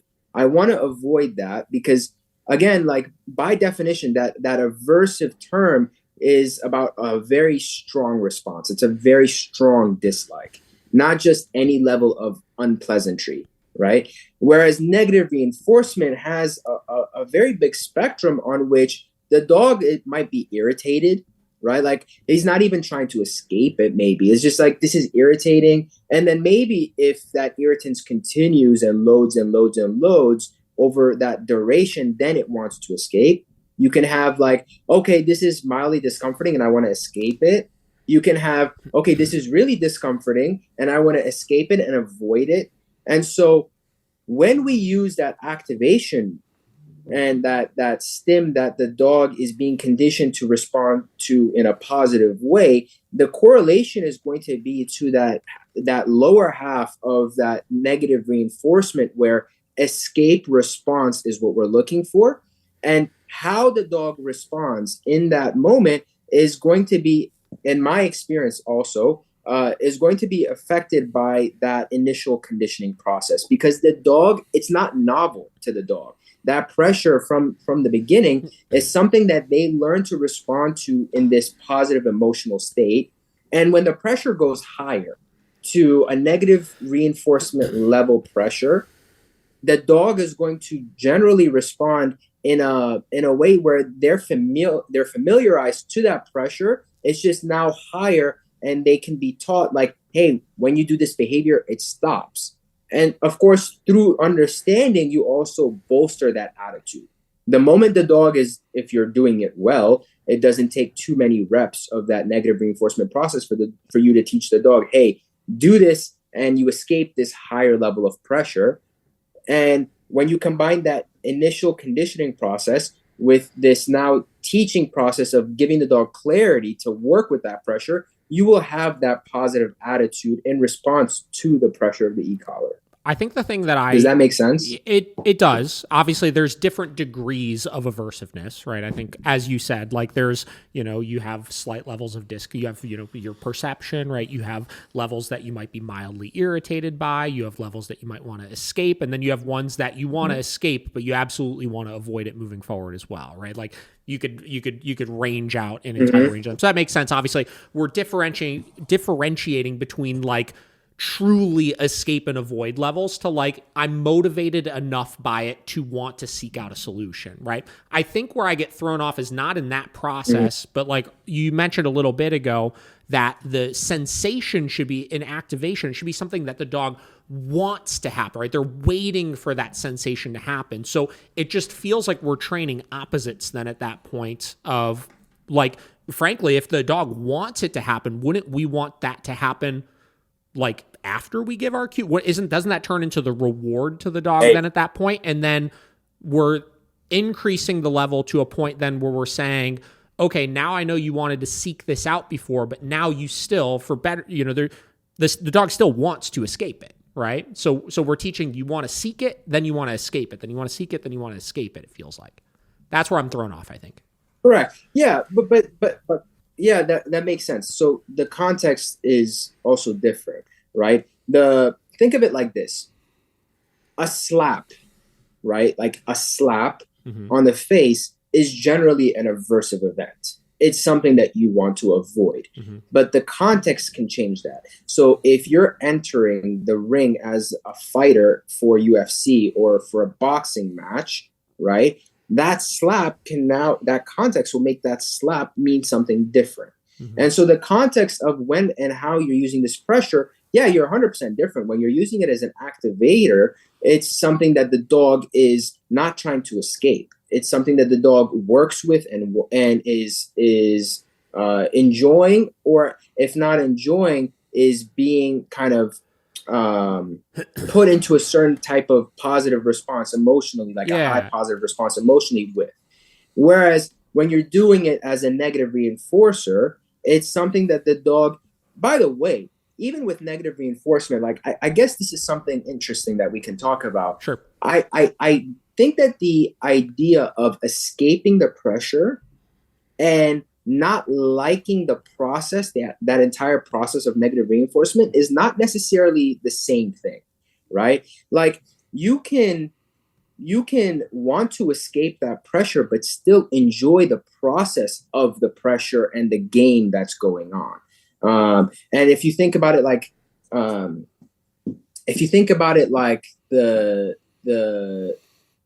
the slap game. Yeah, right? Like Ivan talks about hot hands. He uses that example a lot. Yeah, exactly. That is I think a very good example of where in that game, right?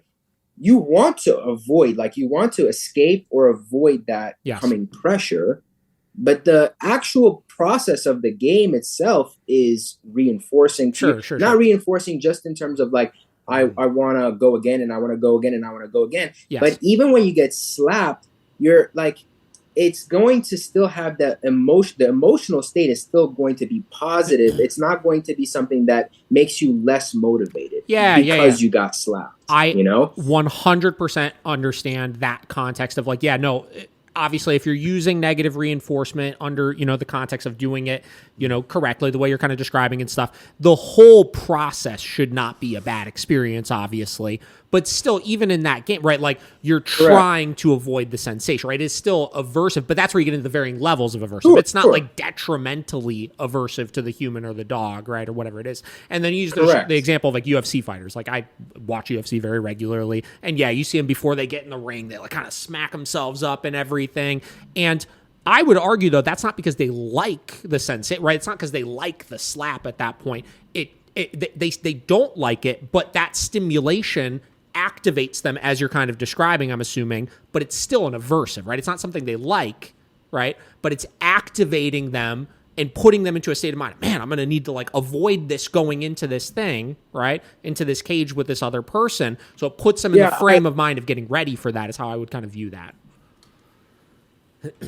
I think I disagree. I mean, like, I think that in that kind of a context, where you're anticipating, you're adrenalized, I think the slap is not aversive. It's not, and I'm not saying like, again, when we talk about aversive and whether something feels good or something feels bad, like it's within the context of that situation. I think the endorphins that get released when you do that are actually something that you enjoy. Like the body actually enjoy. It's not the same kind of feeling as like a dopamine response where it's like, oh, this is nice. I like this pleasant feeling. Yeah. But the endorphin release that happens is still something that you can seek. That's why you have people that are like daredevils or people that are like, and whatever, that seek that kind of a rush. And of course, like, it's not, I do recognize that it's not the same type of pleasant feeling that you get with like positive reinforcement, with something that just produces just a nice, pleasant feeling all around. But that kind of normally aversive sensation, right, in that context, I do think is actually something that they do like. It's something that activates them, but not just only activates them, but something that they want in that situation. They actually seek it, because it leads to the next event, which is also something that they seek. Like now, even in a fight, you can talk about like, hey, like in the middle of a fight, like if you get hit, nobody likes to get hit. Mm-hmm. And I would even say, like, for I think most fighters, it is an aversive event. Yeah. But then you even have some people that are so into that endorphin response that when they actually get hit in the middle of a fight, that actually also like produces a very big endorphin dump. Now, this is subjective to like person to person. I'm not saying it's like, hey, all these fighters are experiencing the same thing. But if you take that activation in the beginning, where it's not like your opponent smashing you, it's your coach or even yourself giving yourself this kind of a stimuli, I do think that's not. I don't think that's an aversive in that. Like, I don't think that in that context specifically is an aversive experience. Yeah, and I think that for the dogs, like when we're using. Yeah, ahead, no, sorry. I was gonna say I could definitely see that, and that brings up then you get into people that enjoy pain, right? And that we could kind of I'm sure that's a different kind of rabbit hole that we can go down there. But like really, I mean, we could probably argue too, people that are in like UFC and stuff like that, like they have this, like they kind of get off on some of those pain responses. They have a different chemical reaction to things that hypothetically should be painful to other people, right? Like yeah, but then you can, like, so I don't want to go down the rabbit hole of like people who Sure. like intrinsically enjoy pain, Yeah, right? yeah. But even if we take, okay, because I get your point, like, hey, the people who are going to be UFC fighters are probably people who are like different than your average person. But then you can take like a normal sport that a lot of people will play, right? Mm-hmm. Like you think of it like, I don't know, like a soccer game and getting like smacked on the butt as you enter the field, sure. Right? And it's again, like, it's not like you're getting your ass kicked. It's not like I'm taking a whip and like doing that, but like still, I think that the kind of idea that I want to correlate to this activation stim can be something similar to that, where even your everyday person can take that smack as like something that motivates them to go into that activity. Now, and then as you're playing as well, I mean, like, I want to make it something that, because when we talk about this, it also depends on if we're talking about what are we applying it to, just general pet dogs and pet training. Is this like an e-collar procedure that we do all around for all dogs? Yeah. Or is it for like working dogs and sport dogs? And that also has some variance in approach to the way we'll use the e-collar. And I think that's a fair point to make, that when you brought up like, hey, the UFC fighters are generally going to be people that are going to be predisposed to maybe liking endorphins more. Same with the dogs. I think the same is going to be true with dog. Uh-huh. Yeah, it's going to be the same with dogs. Mm-hmm. You're going to have working dogs. You're going to have Malinois and Shepherds, or even like Aussies, whatever, working breeds that might be more predisposed to enjoying that endorphin release. And some dogs that, and maybe a majority of pet dogs and stuff like that are not going to be really predisposed to enjoying that endorphin release in the same way, right? And so when we talk about this activation stim, we have to think about what we said earlier, right? Like if you have the old lady with the poodle that just wants a chill dog that's going to listen and be passive and you're not going to be doing this kind of training with the dog, right? You don't want necessarily that dog to be responding in this kind of adrenalized state to an activation stim. Yeah. But you can do the conditioning, the e-collar conditioning, similar to how we'll develop the activation stim at just a lower level, just to desensitize the dog to that sensation before introducing it to a negative reinforcement protocol or something like that. Yeah, that makes sense. I guess then I asked the question of, Not can you go from a dog liking the sensation to whatever, call it whatever you want, obviously learning to avoid or escape or whatever the sensation, no matter what the degree of aversiveness it is to it, right? But you're teaching them obviously either to seek it out or to find the solution from it, right? How necessary is that why is that activation sequence so necessary? For what type of like in what system though? Like not in what system, but in what program? Like for what dog? You know, sure, like for, sure. Are you talking about in the working dog world? Are you talking about the like working with your pet dog that you want to be chill? Yeah, I think that makes a difference in answering the question. I guess I will say you tell me when it comes to that, right? Because I just look at all right. Well, we're teaching the dog to like and seek out the pressure.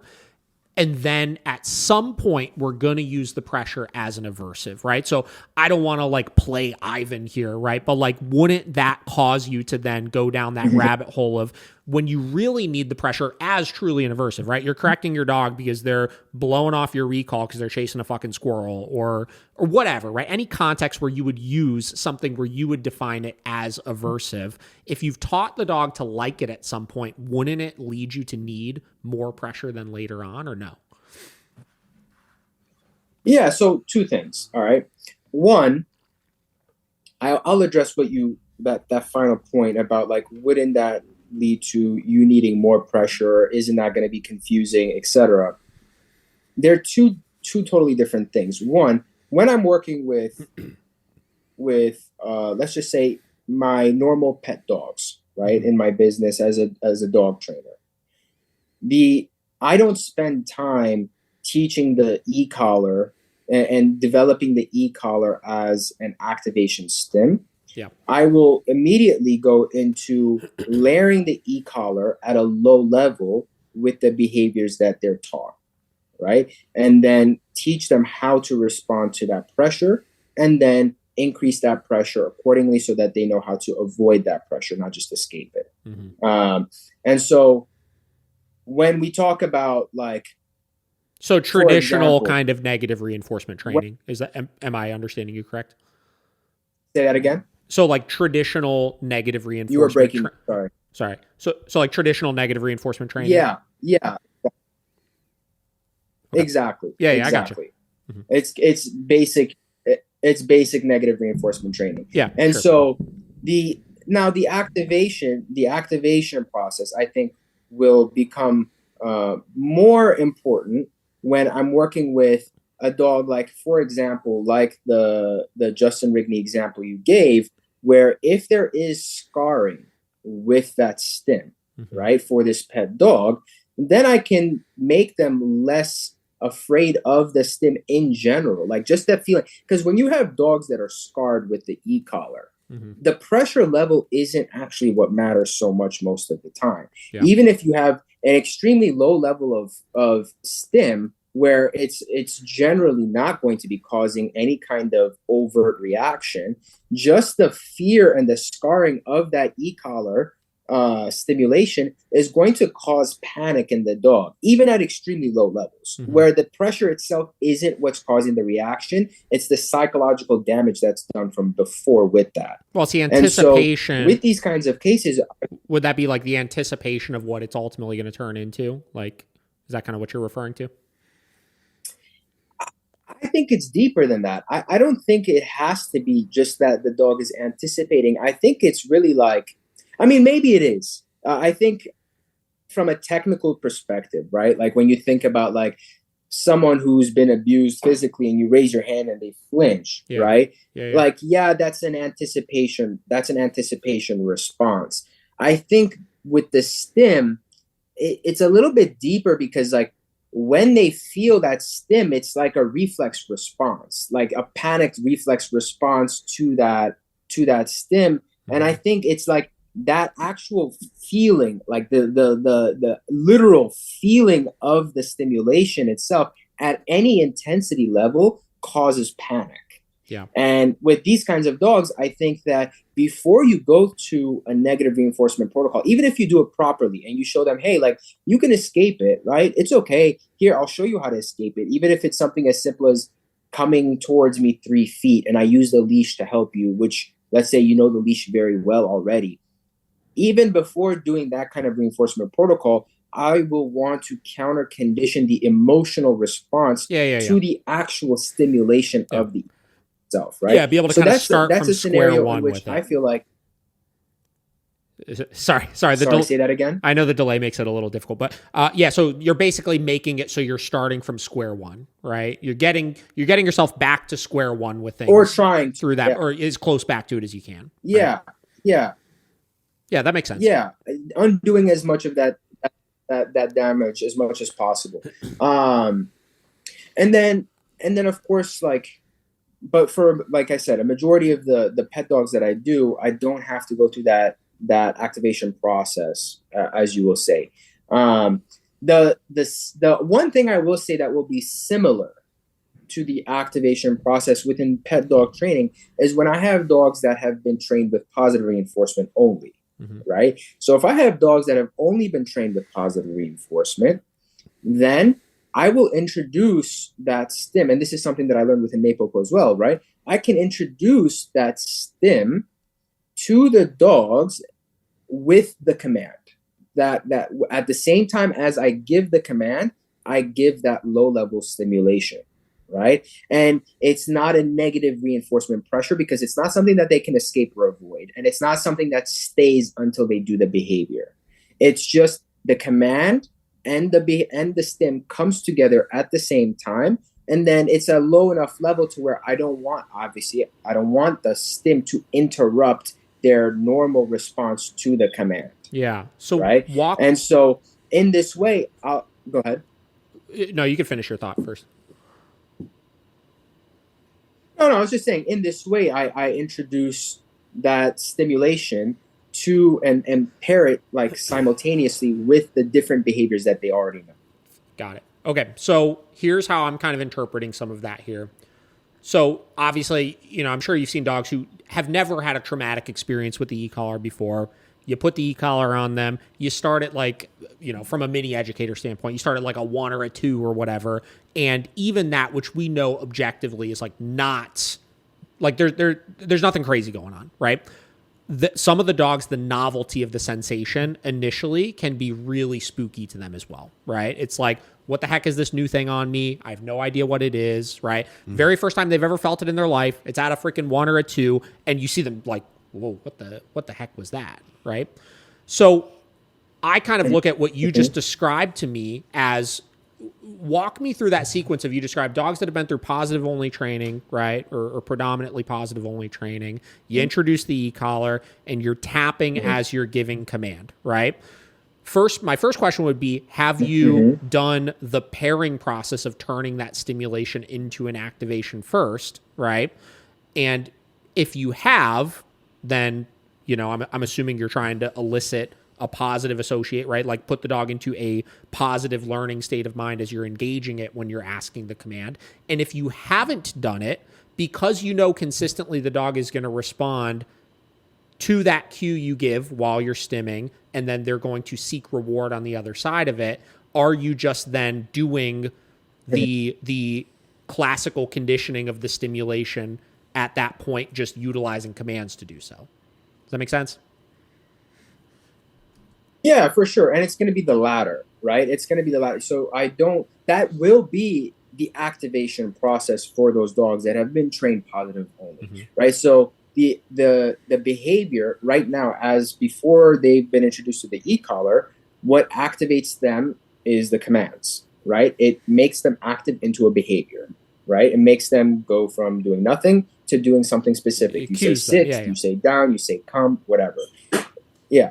So, excuse me, if these behaviors are strong, right? And I do want to make sure that they have a good, strong response to these obedience commands. If they barely know it, then I'm not doing this process. But if they have a well-trained, positive-only response to commands, then I will start to, from the beginning, without having done anything else, at a low level, pair simultaneously the command and the stim together. And that's how I teach the dog to be active in response to the e-collar. That's the beginning stage of teaching that process. And of course, we develop it from there onward.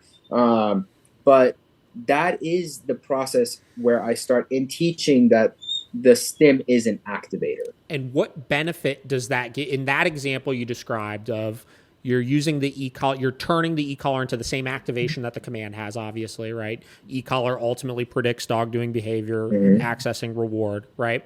What benefit does that give you then later on in the training going through that? If you have the dog that's already responding to the cues, they're already activating when you tell them sit or down or come or whatever it may be. Yeah, so because from there, we then go to preparing the e-collar as a negative reinforcer as well, where the dog understands, A, that this stim is something that I can respond to and be active to. Two, when I start to use the basic normal negative reinforcement process that we talked about with these dogs, it's not a completely foreign thing to them. So when they start to have the e-collar at a negative reinforcement level of pressure, they're not going to be, they're going to have the same attitude that we were talking about earlier in response to that pressure. And so this process in the beginning, the pairing of the stim and the command together, what we call the contact method, is the beginning process of preparing the stim as a negative reinforcer, but not as an aversive for punishment. To be clear, right? Yeah, so no, that it makes does not sense. Prepare the dogs to, yeah. And that's where the difference was in the whole Ivan Balabanov scenario, right? Where he was saying, well, how does that initial low-level stim conditioning process prepare the dogs for an aversive event? Sure. Well, it doesn't prepare them for that punishment aversive event, but it does prepare them psychologically, especially, and also in terms of behaviorally, to respond well to negative reinforcement. I think that makes sense. And listen, I'm sure we all independently as dog trainers have our opinion on, does it prepare them? Does it not prepare them? This, that, whatever. That's not even the debate or conversation I'm looking to have. But my last follow-up question to that would be, okay, so the example you just described, basically it's like sit, right? Sit, down, come, whatever. You're pairing it to with it. They're feeling the sensation. It's a non-aversive sensation to them. They're getting rewards after. We're basically saying there's nothing to be afraid of right now, right? If anything, it's simultaneous with the sit that it tells you to do something. Why couldn't you, or could you skip that step and say, have your e-collar set at a freaking level 1 and just do pressure and release with that in the same fashion, right? So pressure on, sit, pressure off, reward. You're talking about just do the basic negative reinforcement process at a low level. Say that one more time. Sorry. Are you saying, can you do the basic normal negative reinforcement teaching process at a low level? Well, yeah. What would be different about what you're describing versus, basically training that negative, doing it in the negative reinforcement fashion, just at a level that's non-aversive to the dog? Yeah, no, for sure. It's a good question. I think that it's a matter of, there are many dogs. So to answer your question in a yes or no way, yes, you can absolutely do that. And I do that as well, where from the beginning with certain dogs that have never had the e-collar, I'll immediately start working with it as a negative reinforcer, right? All the time. But you have to know the dog in front of you. They're like some dogs like you described that even at a level 1 or 2, which is objectively a very low level, they have this kind of like, oh my God, kind of a panicked response. Like, what was that? For those dogs, I wouldn't want to do that because I want to use the drive for obedience, like the drive that they get from when they hear the command, oh, I'm doing something. I want to use that drive to compensate for their lack of nerve. Yeah, sure. And so that activation process where I'm pairing the stim at the same time as the command actually helps these dogs be successful much faster than if I had to do it through the process you described, which is just skipping to the negative reinforcement level, but doing it at a low level. Yeah. Because when you do it in that way, they're much more consciously aware of the pressure than when you do it through the pairing way.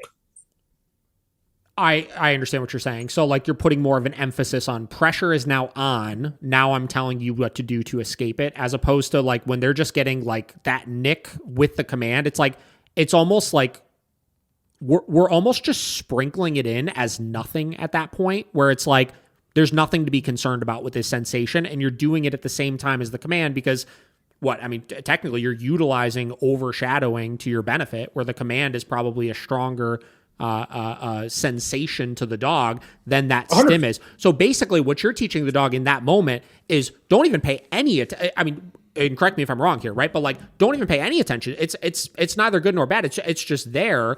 And because overshadowing, again, the command itself is going to be the thing the dog is generally perceiving in that moment. If we're that low on the e-collar, right? You get rid of any potential negative association before you jump into the negative reinforcement stage. Am I understanding that correct? Yeah, 100%.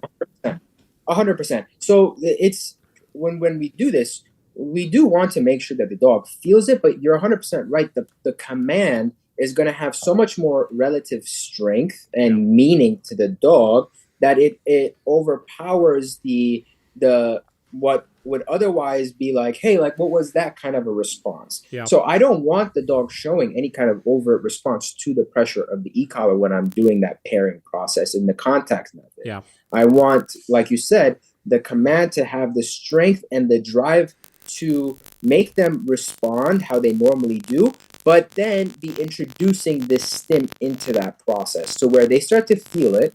And of course, I'm eventually going to shift out of that, right? So we have a process to where we go from that to actually using it as negative reinforcement.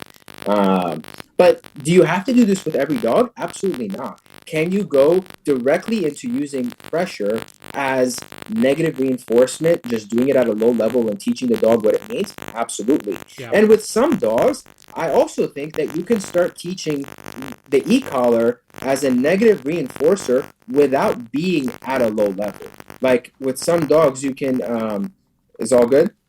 Yeah, just a little bit of static on my end. I think we got it. I think we're good now. It's all good. Yeah, so what I was saying is I think that with some dogs, you can even do that negative reinforcement process from the beginning, not at a low level.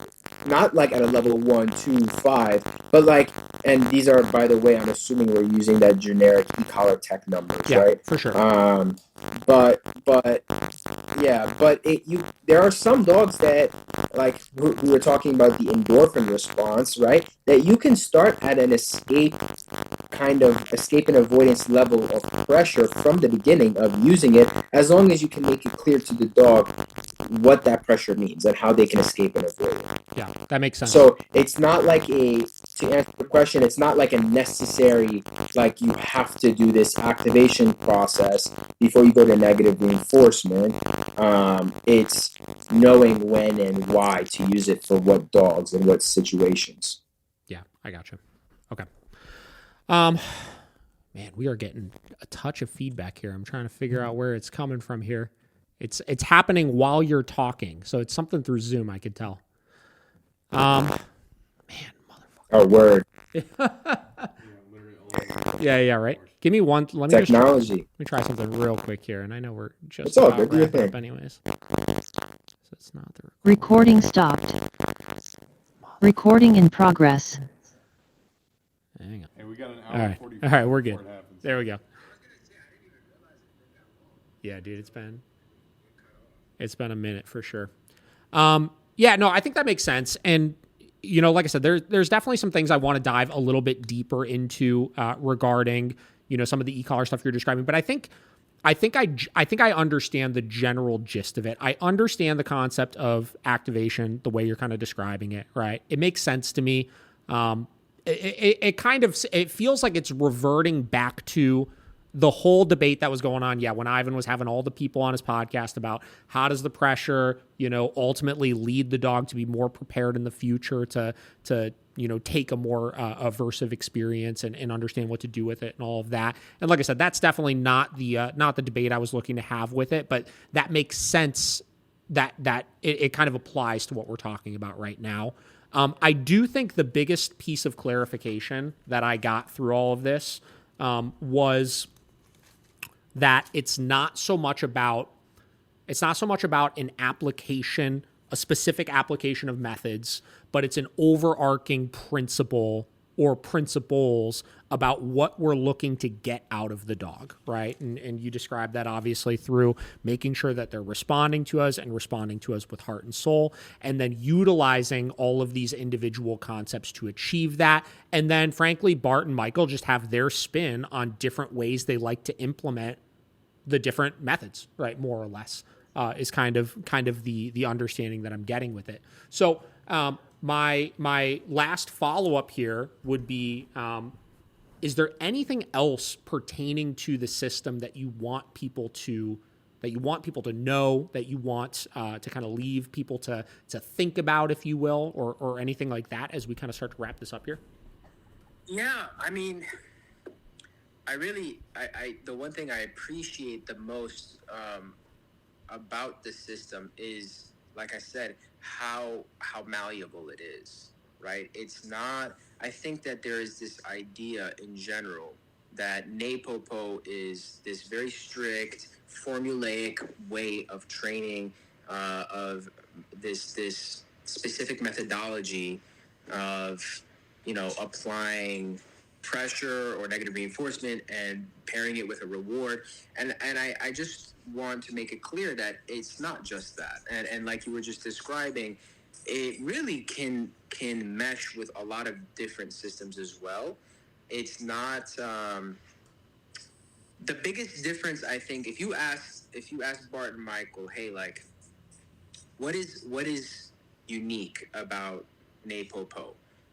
I think their singular response would be, and maybe I don't even need to speak to them, but for me it would be that it's teaching dogs how to understand and work with pressure in a way that is built from the ground up. It's not just teaching dogs, here's a behavior, I'm going to teach you how to do this behavior, or here's this whatever expectation that I'm going to teach you through one language, and then I'm now going to use another language or system to correct and punish you when you don't do it. Yeah. Right? It's not teaching through positive reinforcement and then you don't do it. Okay, now I just use punishment or pressure to make you do it. It's from the beginning, how do we cultivate the dogs to understand the meaning of every language we use? And the reason I kept referring to I guess when I was responding to you, to this pressure versus specifically the e-collar, is because it comes down to each tool and each method that we're using as a language of itself. With the e-collar, with the prong collar, with the leash, with your hands and tactile systems, you want to be able to have a complete language that the dog understands, whether it's from luring and guiding to giving commands to giving corrections to giving aversive punishment events. And so I think that NePoPo, rather than using one tool for a reward and using one tool for punishment or using one tool for negative reinforcement or using it's about, okay, with every tool, let's develop a complete language and let's prepare the dog in a way that he understands how to operate within this language, how to understand it, how to respond to it, and essentially just being fluent in every language, And so, if that makes sense, and I don't think this is, I don't think that NePoPo as a whole is just like exclusively different from all other forms of training. Like, an overwhelming majority of what we do is also done in other systems, but the difference is not in just what you do, but how you do it, and what the approach is, what the principles and mentality behind things are, how you what's the lens through which you view and operate. I think that makes a lot of difference when you're on the field. So yeah, that's about it. Yeah, no, that for sure makes sense. I think just like anything else, it feels to me like it's one of those things where you could kind of talk about the concepts and philosophies all day, but until you really get in and start kind of observing how trainers are utilizing it, right? And getting hands-on and applying it with dogs yourself, probably that's where a lot of the stuff really starts to sink in, I would assume, for you when you went through a lot of that. So my last question would be, outside of obviously going to the school, obviously if people can do it, I'm sure it would be a great investment for them. But are there other resources where people can learn more, via some type of like video format or anything like that? Yeah, they actually recently launched, Bart and Michael recently launched an online school. So there's, I think it might be like $700 or $600, something like this. Yeah. There's an entire online silver platform now. Got it. That allows people to have, just like you said, a video format through which they can learn the principles and different methods that exist within the system. You can also obviously always go check out the videos of trainers that are training within the system. And beyond that, I wouldn't know like how the online resources are really, I think, those two things. Yeah. There's online courses. There are some instructors, like I have an e-collar specific course, for example, that breaks down, and it's not like it doesn't show demonstrations and stuff. It's just a purely theory course, like understanding top to bottom what are the different methods and what are the different ways of applying these methods from the theory side of things.